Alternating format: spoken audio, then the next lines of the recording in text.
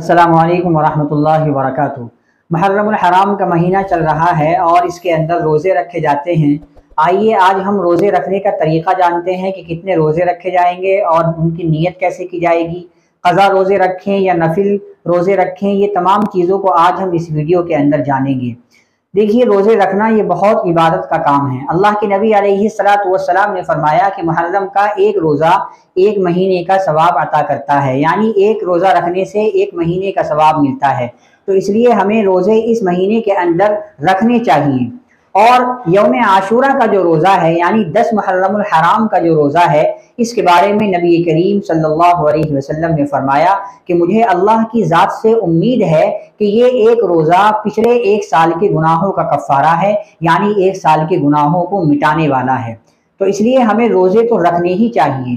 तो अब हम इस 10 मुहर्रमुल हराम के रोज़े के साथ में 11 को मिला लें या 9 को मिला लें, या 9, 10, 11 तीनों दिन के रोज़े भी आप रख सकते हैं, ठीक है। और यौम आशूरा का रोज़ा रखना सुन्नत होता है।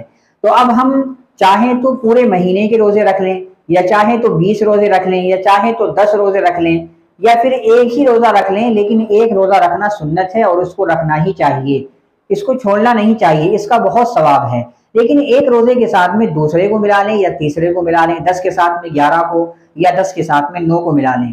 अब इनकी नीयत कैसे करनी है? नीयत दिल के इरादे को कहते हैं।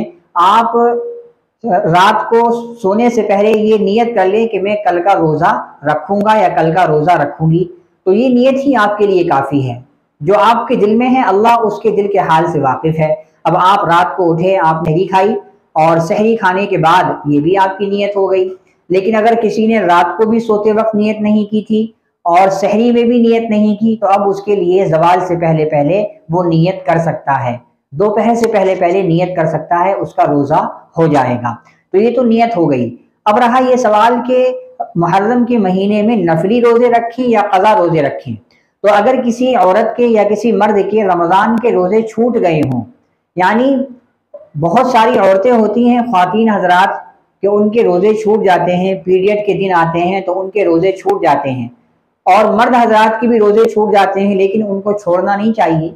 लेकिन अगर बाई चांस रोज़े छूट जाएं, तो अब उनके लिए बेहतर और अफजल ये है कि वो मुहर्रम के महीने में उन रोज़ों की क़ज़ा करें जो रमज़ान के महीने में छूट गए थे।